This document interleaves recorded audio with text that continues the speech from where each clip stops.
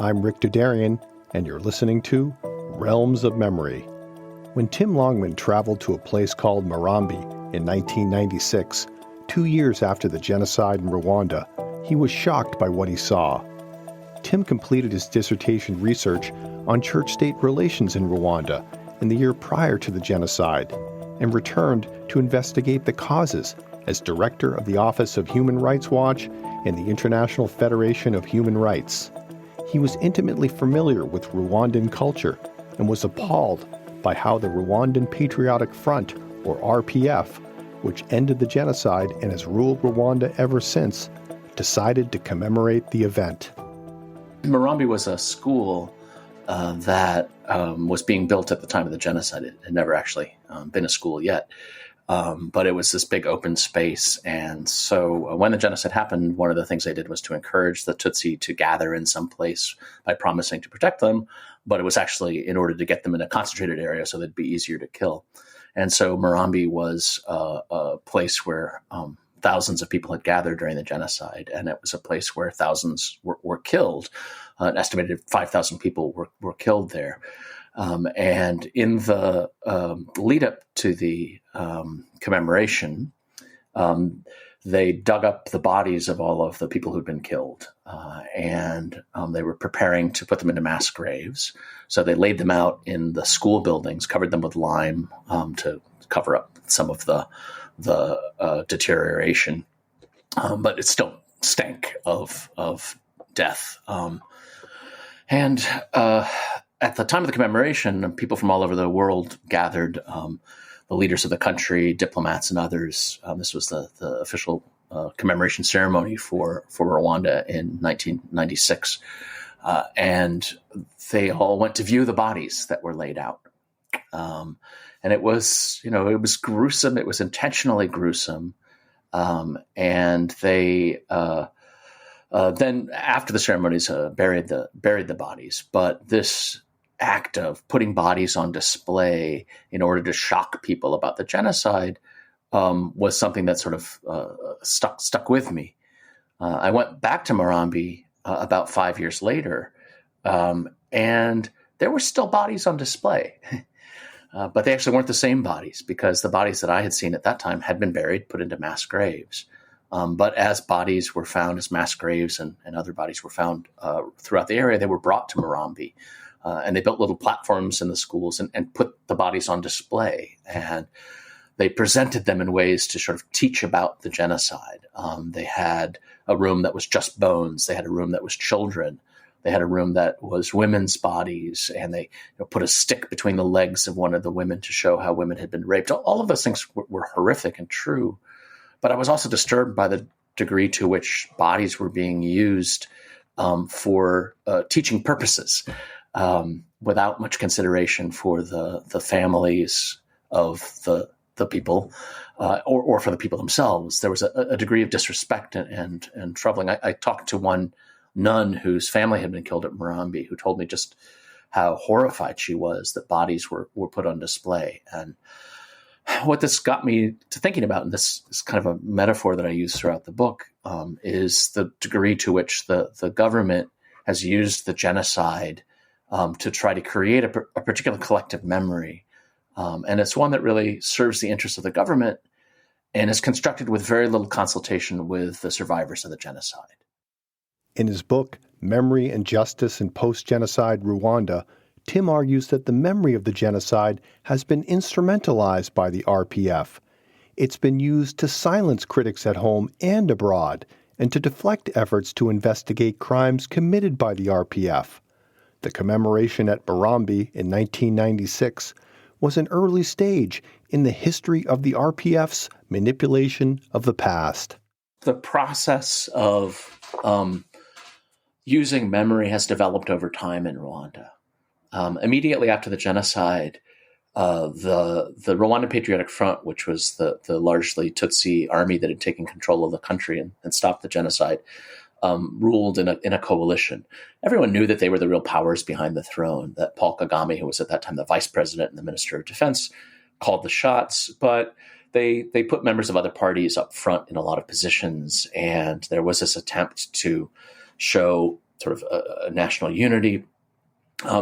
Over time, the government found that the evoking the genocide was very effective policy. So what I saw in 1996 was just the beginnings of this, where they talked about the genocide and used that memory, but the process of memorializing the genocide became very uniform and very politicized, increasingly over time. It's now we're almost approaching 30 years since the genocide took place, and that. At that time, they were already using the genocide to justify their own form of rule. At the time, the government was pretty violent. They were using a lot of violence against people that they thought weren't fully supporting them. They accused a lot of people of genocide crimes, and by putting the bodies on display, they were sort of justifying the thousands of people that they had in prison, facing no trial at that time. And over time, the regime has become less openly violent, but increasingly authoritarian. So they, throw people in prison for criticizing the regime at all. And the control of the narrative about the genocide has been one of the most important things for them, because the idea that the RPF stopped the genocide when the world didn't care, and that that the genocide was so horrific that it targeted the Tutsi, all of these are things that are used to justify a government that doesn't allow its people to speak or to think independently or to have their own narratives. One of the common tendencies that clouds a more accurate understanding of the Rwandan case is to conflate the genocide in Rwanda with the Holocaust. While you can learn a lot from studying the Holocaust, I do comparative genocide studies, and I think there's a lot of things that are in common. When I've walked through the Holocaust Memorial Museum in Washington, I see a lot of resonances with what I saw in the period leading up to the genocide in Rwanda when I lived there. But that said, there are also some very sharp differences. In the Rwandan case, you had members of the Tutsi group that was targeted in the genocide, who had an army that was literally attacking the country and then took control of the country afterwards, and actually used a lot of violence of its own in order to establish power. While there were probably 500 to 600,000 people who were killed in the genocide against the Tutsi, the government that took power probably killed 100, 200,000 people itself in Rwanda, and then in its invasion, Rwandans that they killed in Congo, in this invasion of Congo. So it's a very different situation, but that framing of the Holocaust shapes how a lot of Westerners in particular approach Rwanda. To fully grasp the particular dynamic in Rwanda, it's important to understand the refugee roots of the RPF. The leaders of the RPF were among the thousands of Tutsis driven into exile in the 1950s and 60s to places like Uganda, Zaire, and Burundi by the Hutu government that seized power in 1959. The formation of these refugee communities was in many respects a backlash to the racialization of Rwanda by European colonial powers. The difference between the Tutsi and Hutu existed in pre-colonial times. It wasn't an ethnic division in the way that we think of ethnic divisions, and that it was more of a sort of caste division or social division. Tutsi, we think, meant a leader, an elite person, and Hutu meant a follower or a commoner. Those terms were somewhat flexible. So if you were a Hutu who managed to get rich and gathered a lot of cattle, and you had clients who were dependent upon you, then over time, within a generation or two, you'd be considered a Tutsi, and Tutsi families would want to marry into you. If you were a Tutsi and you lost all of your wealth and you lost your influence and power, other Tutsi families wouldn't want to marry you. Within a generation, you'd be considered Hutu. So it's not a traditional ethnic division as we think of. But when Europeans came in, when the missionaries and colonial administrators came in, they came in with ideas about race that were very current, that were influenced by the idea of social Darwinism. And they applied a lens of race onto the differences in Rwanda. And so they saw the small group, a pygmy group known as the Twa, as the original inhabitants of Rwanda. And they came up with that whole narrative that they put forward, that the Twa were the original inhabitants, and maybe 2,000 years ago, Hutu came from the west, from Congo, and settled, and they were a Bantu people who are sort of a simple farming people who are hardworking but not that smart. And then the Tutsi came down from the north with their cattle, and because they were intellectually superior, they were able to conquer the Hutu Bantu people.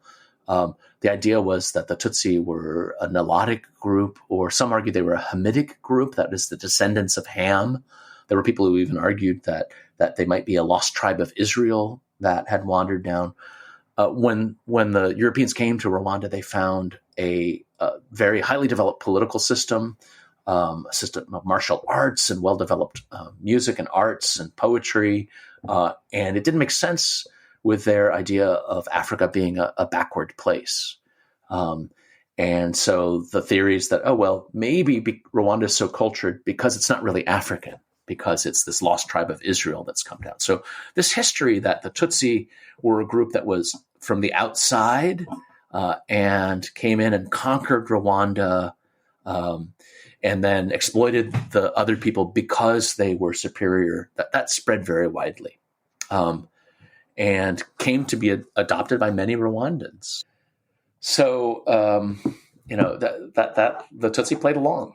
And they helped promote this narrative because it was to their advantage. And so during the colonial period, this misconception about society became a basis for public policy.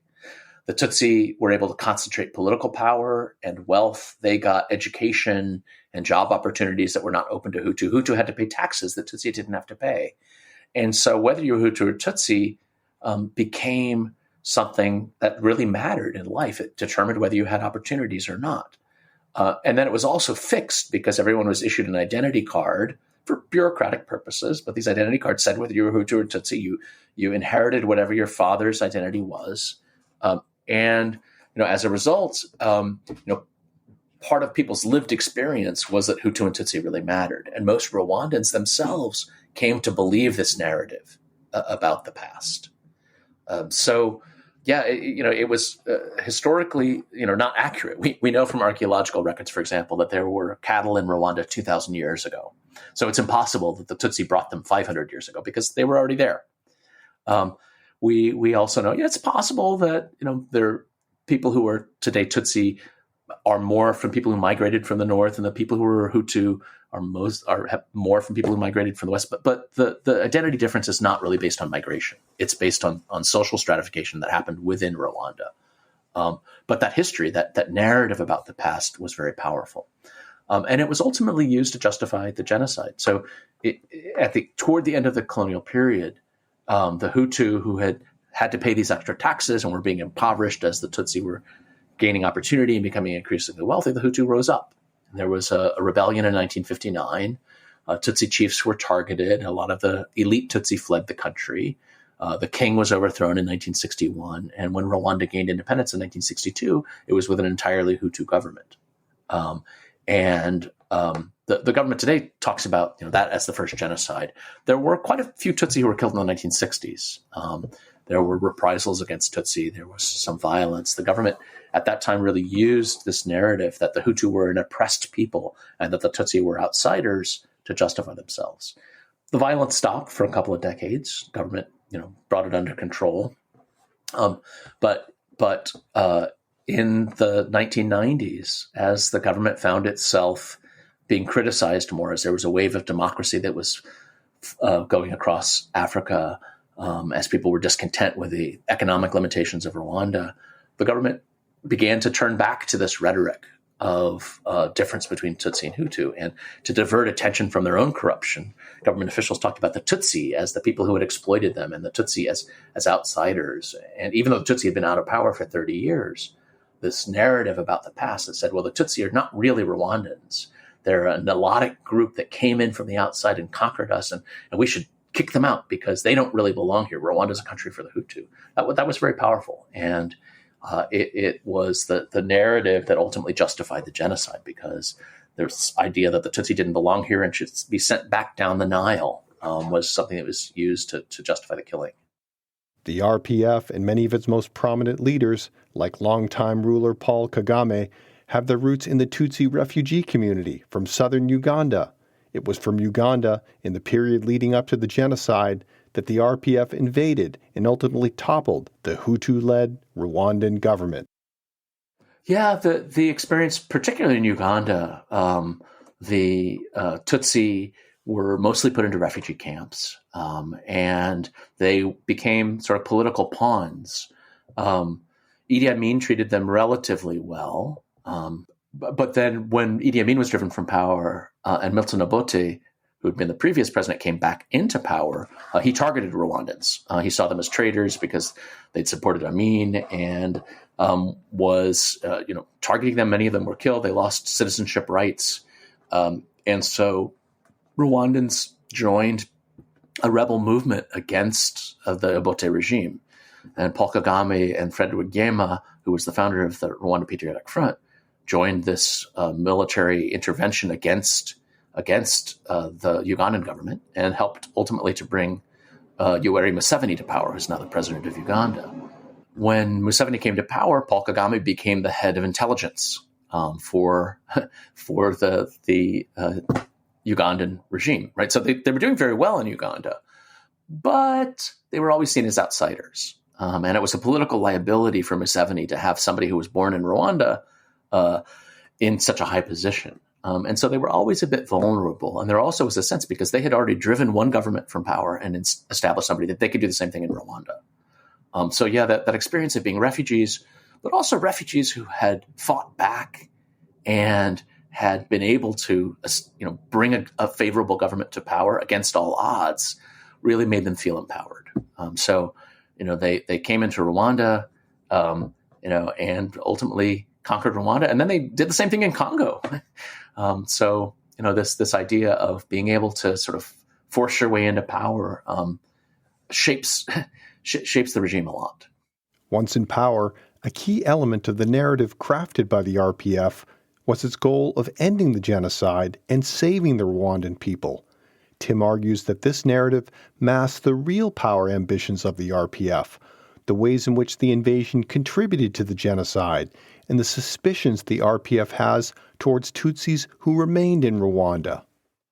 Beyond that, though, there's also a rhetoric that emphasizes the degree to which the Rwanda Patriotic Front was purely benign, and they came into power to bring democracy to Rwanda and to save the Rwandan people. One of the things for those of us who were there at the time, we recognize is that the RPF's actions during the 1990s really helped to fuel the fire of the genocidal ideology as they were attacking civilians and occupying territory. And the way that they carried out the war, even after the genocide started, they didn't run the war mostly to end the genocide. They ran the war to take power. And there is this narrative that the RPF really promotes, that they were there to save their Tutsi brothers and sisters. But in the reality of post-genocide Rwanda is that there's a lot of tension between the Tutsi who were outside Rwanda and those who were in Rwanda. And those who were in Rwanda tend to have very little power today. Many of them lost most of their families. Most of them lost most of their families. Families are what bring you wealth and security in a society like this. And so they tend to be quite poor. Very few of them have much political power. They haven't had the same opportunities for education and things that the Tutsi who were outside the country had. And the Tutsi who were outside the country who came back, a lot of them look at the Tutsi who survived with suspicion. There's an idea, well, if you survived, what did you do? Why didn't you fight back? If you were a man, did you pretend to be Hutu in order to survive? If you were a woman, did you sell your body in order to be saved? The RPF regarded Hutus who remained in Rwanda during the genocide with an even greater degree of distrust and suspicion. Because the RPF and its supporters were not in Rwanda at the time of the genocide, they don't really quite know how the genocide took place. There was this strong anti-Tutsi rhetoric that was out there. And there's an assumption that the Hutu population entirely backed this rhetoric, that they were convinced by it and that they all hated Tutsi, and that therefore they went out and killed because of their hatred for the Tutsi. And that's just problematic in a variety of ways. The research that I've done and the research that some other people have done has found that there were a complex set of reasons for why people engaged in the genocide. It was official government policy. People were told to go out and kill, and to not participate was to go against the government, was to make yourself vulnerable. A lot of people acted out of fear. They were being fed information about the RPF coming in and killing all Hutu, but they also were afraid that if they didn't participate, their families could be targeted. There is social pressure that was really important. There were social networks that pulled people into participation because their friends were doing it. A lot of the killers were young people, and they were sort of empowered because they're in a society where young people are supposed to know their place and remain quiet. And here was a chance for them to go out and be powerful. There were economic motives because they could take Tutsi land and Tutsi cattle and other possessions. So there were a complexity of motives that got people involved. And beyond that, there were a lot of Hutu who didn't support the genocide, some for religious reasons, some for other reasons. There were a high rate of intermarriage. A lot of Hutu had Tutsi in their families. As a matter of fact, probably most Hutu did. And even some of the Hutu who killed, in many cases, they may have killed, but they also protected other Tutsi. So they might have protected their wife or their in-laws or others in their home, and they went out to participate in the killing in order to take suspicion off of them so that their house wouldn't be searched, so they could hide the people that they cared for. So it was a complex situation. Convinced that a false historical narrative fueled widespread ethnic hatreds and caused the genocide, the RPF decided to craft a new narrative that diminished the importance of ethnic identities. But this narrative tended to ignore legitimate Hutu historical grievances and Tutsi collaboration in the colonial system. It also distorted the understanding of the Hutu rise to power in 1959 as the beginning of an inexorable march toward the genocide. Yeah, so the problem is in critiquing, the narrative that was there before, which is accurate. They developed their own narrative that's perhaps less damaging, but also is not particularly historically accurate, right? So they've argued that Hutu and Tutsi had no meaning prior to colonialism, which we know isn't true. And that they were divisions that were merely created by the Europeans, and that there was never Hutu or Tutsi conflict before. So there's a lot of sort of blaming all the problems on colonialism and Europeans, which is not fully inaccurate, but it's also ignoring the fact that there were these social divisions, and that the Tutsi played a role in helping to enforce them, in buying into this. It's difficult for them now to deal with sort of the complicity of some of their Tutsi predecessors. And beyond that, they also sort of talk about the king as a very benign ruler who favored everyone. And, so they ignore the degree to which the Hutu actually had some reason to complain. And then they talk about the Hutu uprising in 1959, which the Hutu have talked about as a revolution. They talk about it as the first instance of genocide, when the people at the time really saw it as kind of rising up against the people who were powerful, and they interpreted that in terms that were ethnic, and so it was problematic. But it didn't have the kind of ideology that we think of as a genocidal ideology. They weren't certainly trying to wipe out all Tutsi. They were just trying to take power and take control. While trying to diminish the historical importance of ethnic identities, the RPF has made the genocide the focal point of a new national narrative. It's the focal point of Rwandan history today, right? So it's as though all of Rwandan history was building toward the genocide, and that everything that's happened since is justified by the genocide. The official historical narrative repeated at commemorative ceremonies, taught in schools, and found at museums devoted to the genocide offers a linear story of the national past. It tells a single narrative, and that single narrative is one that focuses on the sins of colonialism, which are real, but that distorts them just in certain ways, and that focuses on all of Rwandan history building towards the genocide, and then tells the story of their heroic RPF, and really makes the argument for why the RPF should be in power. Telling this linear story requires a flattening of the true complexity of Rwanda's history. Yeah, the reality is there are a variety of divisions that exist in the society. For example, during the government right before the genocide, the division between the North, Hutu from the North and Hutu from the South was really important. When I was in Rwanda in 1992 and 1993, I spent time in both the North and South, and the people in the South really complained a lot about being left out of the regime, and most of them were critics of the government that was in power, even though it was a Hutu government. There just were a lot more complexities than are recognized. The first republic, which was in power from 1962 to 1973, started out really using the rhetoric of Hutu power quite a bit. They justified their rule. They said they were majority rule because the majority was the Hutu. And you had this period of ethnic violence. And then in 1973, there was another wave of ethnic violence that destabilized the country.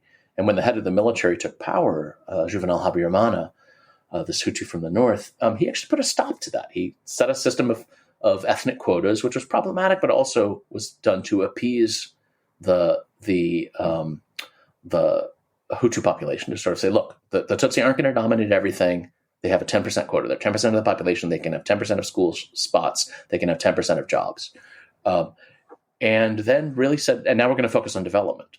And for a good 15 years, there was very little discussion of ethnicity. And there was a real focus on getting international development dollars. And Rwanda was a development darling. It's a small country. It's easy to work in. It's very well organized. And so a lot of international money poured into Rwanda to develop tea plantations and pyrethrum plantations, and to help build roads and build dams for hydroelectric power. Rwanda was a country that everybody looked at as, it's a good place for development. It was only after the government had been in office for almost 2 decades, and people were getting very tired of its rule and beginning very critical, and as talk of democracy was spreading across the continent, that the regime turned back to ethnic rhetoric and started talking. So, history rarely moves in straight lines. It tends to move in up and down and in complicated ways and layers itself. So, what's interesting for me too is there's Rwanda now is a development darling. And it was a place where people saw it was, you could invest money and there was low corruption. That was true before the genocide as well. And so there's sort of echoes of the past that are frightening in some ways. Forgetting, Tim reminds us, is just as important as remembering in the construction of a national narrative. Yeah, in the literature on memory, we talk a lot about sites of memory, these memorials and museums and other things that are used to create memory. But one of the things I write about is sites of forgetting, because there are places where, the first president, Gregoire Kayibanda, was one who used a lot of anti-Tutsi rhetoric to build his own power, and he claimed to be standing up for the Hutu. His political party was Parmahutu, this Party for the Hutu. And there was a lot of ethnic violence against Tutsi that took place under his watch. After he was deposed in 1973, and he lived out the last of his years in this house in the middle of the country, just off the highway, which if you drive on the main road from Butare to Kigali, the capital, you see this house. And after the RPF took power, they just let this house fall apart. It's abandoned, and you just see it going into dereliction. And I really saw it as sort of a symbol of we are supposed to forget the memory of this president. We don't honor him as a former president because he was a racist against the Tutsi. And so, we allow that to fall apart as a symbol. Kibeho was a church where there was a massacre during the genocide. But after the genocide, a lot of Hutu gathered. It was an area that was controlled by the French briefly. And they set up a camp for the internally displaced, for people who fled the RPF. And in March of 1995, just before I went back to Rwanda, the Rwanda Patriotic Front closed all of these IDP camps, and they did so forcefully. They went into the camp at Kibeho and opened fire and killed a couple of thousand people. There were actually people from the United Nations and from Human Rights Watch who were present at the time and saw what happened. And so, it's very well documented, this Kibeho massacre. There were a few other massacres that took place, and a lot of summary executions and other killings that the RPF particularly in its first year in power, of a lot of Hutu who were killed. But the Kabeho massacre was a major massacre. When you go to Kabeho now, there is not a single commemoration of the thousands of people who were killed by the RPF. There are no memorials, there are no mass graves, but there are several memorials to the genocide. And so on the one hand, you have this site of memory for the genocide, but the memory of Hutu who were killed by the RPF is completely erased. You can't talk about it. And if you talk about it, you can get in trouble. You can be sent to prison for promoting ethnic division. So there are a lot of things that have to be forgotten. In 1996, when the genocide happened, the RPF took control of the country, and a lot of Hutu fled. Their government officials still had a lot of sway over them, and they said the RPF was going to kill everyone. And so 1 million people fled into Tanzania, and another 1 million fled into Congo. And in Congo, they stayed in refugee camps that were right on the border. And people who carried out genocide mixed with legitimate refugees. There were arms in the camps. It was very poorly run by UNHCR and by the Congolese government. And so there was a security threat that the regime perceived. Well, in 1996, the RPF and the Ugandan army created a rebel group, and they, together with that rebel group, invaded Congo. And the RPF actually bombed the refugee camps, and they told all of the refugees that they had to go back into Rwanda, and if they didn't go into Rwanda, they were going to be fair game. They then hunted down people in the jungles of Congo. One guy that I knew who spent 2 years fleeing across the jungles of Congo, being pursued by Rwandan troops, ended up going back to Rwanda and became a judge in the Gacaca courts. Actually, he was fairly complimentary of the RPF because he said he'd been told that they were going to kill everybody, and they hadn't. Things, but at any rate, the RPF killed a lot of people in Congo. And one of the things that people told me when I interviewed them is when we have these memorials, we talk about the victims of the genocide, but we're not allowed to talk about our dead. We're not allowed to remember our family members who were killed in the refugee camps, or who were hunted down in the jungles, or even who died of cholera in the refugee camps. And so there is this enforcement of extensive memory of the genocide, which should be memorialized. I mean, it was a horrible event, but there's also deafening silence about other people who were killed, and particularly Hutu who died. Beyond the politics of remembering and forgetting, the RPF shapes the memory of the genocide through the language it authorizes or criminalizes. Yeah, the way that we talk about the genocide over time, has evolved, and it's sort of very significant. There was no word for genocide in the Rwandan language. I mean, the word genocide was, of course, invented by Raphael Lemkin during the Second World War. There's no word for that in Kinyarwanda. And so in the immediate aftermath of the genocide, there was a talk. So you had Itsemba Tsemba, which is a massacre. And Itsemba Bwoko is the word for a clan or for an ethnic group. So they talked about Itsemba Tsemba and Itsemba Bwoko. So when I was there in 1995 and 1996 for Human Rights Watch, you would often hear about Itsemba Tsemba and Itsemba Bwoko to talk about the massacres and the genocide, right? So at that time, there was some acknowledgement that the RPF had killed people as well, but that the genocide. So there was then a move to say, well, actually, Itsemba Bwoko ethnic killing isn't the same thing as genocide. So they brought in the word and genocide. So they adopted the word genocide just into Kinyarwanda. So genocide became the term for a while. And then there was an emphasis on the genocide of the Tutsi. So genocide wa Tutsi. So because I wanted to emphasize, well, the genocide, this was a specific genocide. And now then it said, well, the genocide of the Tutsi could imply that it was the Tutsi who committed genocide. So we're going to call it the genocide against the Tutsi. Right. And so now the official language that this has been approved by law in Rwanda, they've got the United Nations to approve it. The official term is the genocide against the Tutsi. And if you try to call it anything else, if you talk about the Rwandan genocide, you'll get attacked because that's not the official language. They'll say, well, you don't call the Holocaust something else. And, I mean, actually, we do. We talk about the Holocaust as a genocide against the Jews. We talk about it as Shoah. But in Rwanda, there's a very strict argument for the genocide against the Tutsi is the language that has to be put forward. The problem with that, of course, is it was not the survivors who argued this. And this was, again, government policy. And it's, Tutsi from outside Rwanda who've really insisted on this. And they're the ones who police the language of people around the world. And I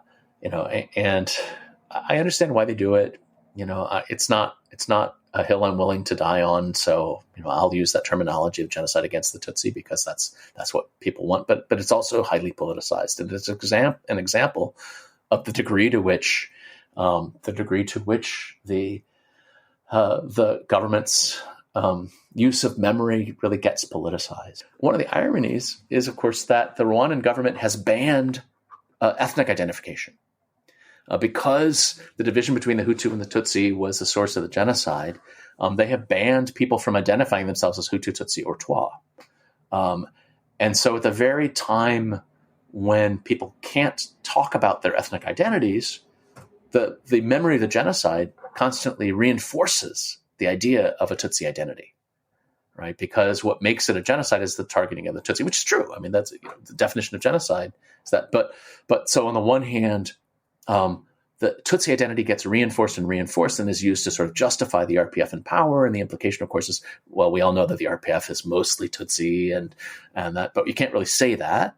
And yet at the same time, actually identifying people as being part of an ethnic group is something that could wind you in prison, right? If you're asked what your ethnicity is in Rwanda today, you're supposed to say, I'm just Rwandan. Ndi Munyarwanda. While considerable resources have been devoted to identifying and punishing the perpetrators of the genocide, Tim argues that transitional justice in Rwanda has been fundamentally flawed. With the Nuremberg trials and the Tokyo trials, the initial idea was just these are people who need to be punished. They did terrible things, and justice demands that they suffer. And so you had leaders who were put on trial, found guilty, and hung. Increasingly, though, the idea is that transitional justice doesn't just give justice, but it helps to encourage a conversation about what happened in the past. So that sort of comes out of the Truth and Reconciliation Commission in South Africa, and that it gives victims and survivors a sense of closure so that they can move on. It helps to build rule of law in societies. These are all the promises that are made. And in the Rwandan case, you started with the International Criminal Tribunal for Rwanda, which focused on mostly people who were outside Rwanda, and most of the main leaders of the genocide had fled. So it focused on the main government leaders and military officials and some people on radio who had encouraged the violence and a few religious leaders and things of that sort. But within Rwanda, you had most of the sort of foot soldiers, the people who had actually done most of the killing themselves on the orders of others. And Rwanda had something like 140,000 people in prison by 5 or 6 years after the genocide. And so there was an idea, well, we need to do something to get them out of prison. And so initially there was this idea to create some kind of local court. And they looked at Rwanda had a system of dispute resolution historically called gacaca. Gacaca was where the elders would gather on the grass. Gacaca means small grass. People would gather on a lawn in a community. And if, let's say, someone's cattle was stolen, they would sit down and listen to the people who had the complaint, listen to the people who were accused, and come up with some resolution that would help bring the community back together and rebuild the society. Was generally for fairly minor crimes, for conflicts within families, sometimes conflicts between families. But the government decided they could use gacaca as a means to speed up prosecution of people, that every community could create its own gacaca court, and then those courts could quickly deal with the genocide crimes within their community, and then people could either go to jail or get out of jail, and communities could move on and they could leave it behind them. Fairly quickly, leaders started to bring a lot of the ideas of transitional justice to gacaca. So they talked about it, well, because it's in the community and it'll have public hearings, it'll be like the Truth and Reconciliation Commission. It'll allow an airing of what happened. It will help to reconcile our communities. It will allow the survivors to move on and to feel closure. So one of the things I argue in my book is that in the gacaca trials, by putting 1.1 million Hutu on trial. Now, let's just look at those numbers, right? So if you had a country that was 7.7 million, let's say that 700,000 people were killed. So that leaves you 7 million. Half of the population was too young to really be held accountable. So That's 3.5 million. Half of that population was women, and women were involved, but they generally weren't charged in the genocide trials. About 5% were for women. So that leaves you, with 1.75 million Hutu men who could be charged, and 1.1 million people were actually charged. And so that's a huge portion. The majority of Hutu men from that period, were put on trial for genocide charges. And a large portion of them were found guilty, mostly of property crimes, but still that marks you as a genocidaire. So the effect of the Gacaca trials was to basically paint all Hutu as genocidaires, people who participated in the genocide. So Tutsi became synonymous with victim, even though the RPF was in power and committed some of its own atrocities, and Hutu became synonymous with perpetrator. One of the arguments about transitional justice is that it helps to sort between those who are guilty and those who are not, so that not all Germans are seen as being Nazis, but just those who participated in the atrocities. That not all Serbs necessarily participated in violence against the Bosnians and Croatians, for example. But in the Rwandan case, the trials actually helped to reinforce the idea that all Hutu were, by their very nature, genocidaire. And the government very effectively used the trials in order to make this idea that they, even though they were an army that was attacking the country, that they were themselves victims of the genocide. Even the International Tribunal, created in response to the genocide, was successfully subverted by the RPF. You had the creation of the International Criminal Tribunal for Yugoslavia in late 1993. And then the Rwandan genocide takes place, and Rwanda happened to have a seat on the Security Council at that time. And once they were replaced, with the new government, the RPF government, they called for there to be a new criminal tribunal for Rwanda. And so in the end, the Security Council decided not to create a separate court, but to create a separate chamber for Rwanda, for this court that would be based in The Hague.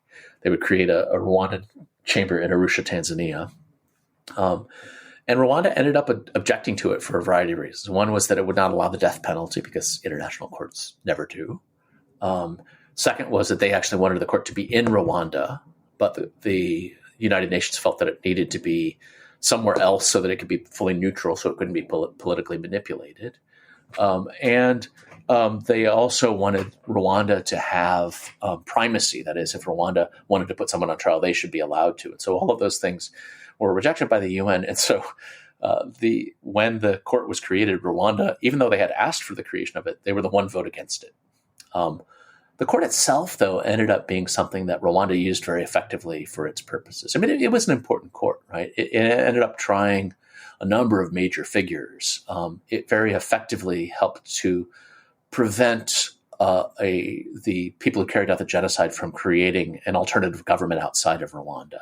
They became fugitives. They were hunted down. Some of them were put on trial and ultimately imprisoned. There was, it was not a huge number of people who were tried, but in the end, a good number of public officials were tried in an international court and imprisoned. They weren't always the best trials. Some people were acquitted because of the shoddiness of the evidence and other things. But it was an important step to really show that the international community condemned the horrors of the genocide and wanted to hold people accountable. But when the court was created, it was created to deal with genocide and crimes against humanity during that period of 1994. And it was envisioned that if the RPF had committed atrocities, that they could be tried there as well. But the RPF very effectively used its influence to prevent that from happening. And so there were never any cases against the RPF that were brought, even though the RPF killed tens of thousands of people as it came into Rwanda, even though there were these major massacres. They were never put on trial for that. Not a single person was. One of the prosecutors tried to start investigating the RPF, and the RPF turned to its American and other allies and got her pushed out, so that she was replaced by somebody who was very pro RPF and was not going to bring any charges against them. So what we ended up with was, very effective justice for the genocide and no justice at all for other crimes that were committed. It's partial justice at best. Tim argues that we need to recognize that there are limits to what transitional justice can do, and what transitional justice often fails to take into account is what victimized populations really want. One of the problems with transitional justice that you see in Rwanda, but I think is more general, is that it's always a top-down initiative. It's what the international community and what national elites think the country needs. And transitional justice is rarely created through an organic process that goes to the people and finds out what they want.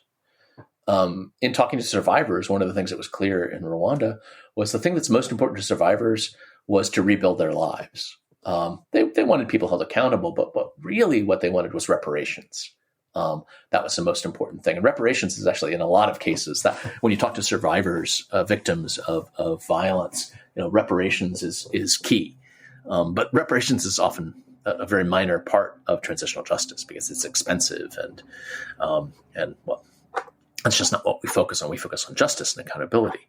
And so there is this problem of transitional justice being imposed from above. And it's what's good for people, but the people themselves may want something else. And one of the lessons I have from Rwanda is, I think we should listen to people more, what they think transitional justice should be, what they think should happen after genocide. How after genocide or authoritarian rule, how do people think society should be rebuilt? What is it they really need? And beyond that, we also should be pretty modest in what we think transitional justice can accomplish. I mean, the reality is, if you're a survivor of the genocide and you lost your family, nothing is going to bring that family back, right? They're gone. And so the best we can do is have some accountability and maybe help rebuild your life some, but that loss is always going to be there. And so there is a sadness that's always going to be present. And we can't just wipe that away. What we can do is try to raise people up and take seriously their experiences. But there are, in the end, real limits to what transitional justice can accomplish because it can't bring back the dead. It can't fully heal a society because there are people who are gone who will never be back. The RPF has channeled considerable energy and resources into economic development, but Tim finds that this same pervasive distrust of the population colors the RPF's approach to economic development and the outcome of its policies. There's a lot to be praised for the current government, right? They manage the economy well. They really have built up Kigali to be a beautiful city from being kind of a small backwater. They've brought in a lot of development money and they've used it well. But all of their initiatives are very top down because they don't really trust their population and are kind of afraid of them. There's a sense that they know best. And so, agricultural initiatives are not created through grassroots initiatives and grassroots connections to the farmers. They're decisions that are made in the capital and they're passed down to the people below, and the farmers have to obey. And if you don't obey, you can get in trouble. You can lose your land. You can be thrown in prison. And so there is this degree to which the population just has to go along. That's a situation that's problematic. It's authoritarian. So even if you have a good vision, if your vision is one that is imposed on people, you're going to get resistance, and it's going to be less effective than something that's organic, that really works with the population and builds from them. And so, there is this kind of mix. The government is efficient and effective, and development workers who come in from the outside are really impressed with how visionary they are and how committed they are. And I think they're quite sincere, but they also are terrible at consulting their population and really impose things on them. And one of the things that a lot of Rwandans sort of feel is that this is an economy that is benefiting a limited few, and that there's great inequality. And even if there has been some improvement in the lives of the poorest of the poor, there's a sense that the richest of the rich have gotten much richer. And so the division between the rich and the poor has become more intense. At least that's the impression that many Rwandans have. And so there's a lot of discontent. So people go along because there are consequences if you don't, but there's also a lot of grumbling and a lot of unhappiness. Driven by sentiments of distrust, Tim believes that the RPF's economic policies have deepened ethnic divisions within Rwanda. Well, I think there are ways in which the government's afraid of its own people. Again, because they weren't in Rwanda when the genocide happened. And they have this idea that all of the Hutu just hated the Tutsi. There's a real mistrust of the Hutu population, even though the majority of Hutu did not support the genocide. The majority of Hutu did not participate in the genocide. There is this fear that, and those who did participate didn't necessarily participate out of hatred or because of the ideology, but for a variety of complex reasons. And so the government, looks at its people and really thinks, well, maybe if they can hold power and that they can control the conversation for a generation or two, then maybe the country could be transformed and can move forward. There's a real emphasis on economic development. The idea is, if we become prosperous enough, no one's going to care about things like ethnic identity and free speech and things of that sort. So they use Singapore as a model. Problem is that ethnicity is still there. People still know what their ethnic identities are. And because you can't talk about it, what a lot of Hutu secretly in their homes will say is, the Tutsi control everything. They control the government, they control civil society, they control businesses, that they're getting rich and the Hutu are staying poor. And because we can't talk about ethnicity, we don't know how true that is. Because we can't talk about ethnicity, we can't challenge that and say, no, this isn't true, and show them that, in fact, there's plenty of Hutu who are doing well, or to show that that education is much more accessible than it used to be, or that people have access to healthcare in ways that they don't. And so this sort of fear of the population and the degree to which they've controlled the rhetoric allows a lot of discontent to sort of fester underneath. I don't think Rwanda is anywhere close to having violence again, because I think it's very tightly controlled. But there is a great degree of discontent and unhappiness. People that I remain in touch with in Rwanda are unhappy. I had a good friend who died a year ago, who was a survivor of the genocide, who just never fit in post-genocide Rwanda. Several times he got pushed out of his jobs and replaced by Tutsi who had come back from Uganda.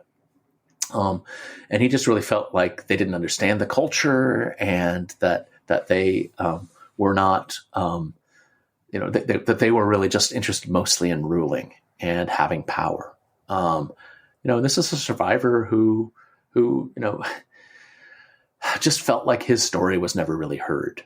And ultimately, when he died, it was just he didn't have access to the healthcare that he needed, and he kind of was defeated and passed away from an illness.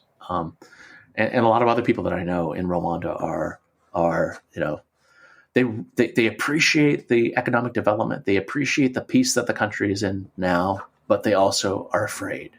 They feel like they can't speak, and they feel like there's a small elite that's really doing very, very well, and the rest of the country is just working for that elite.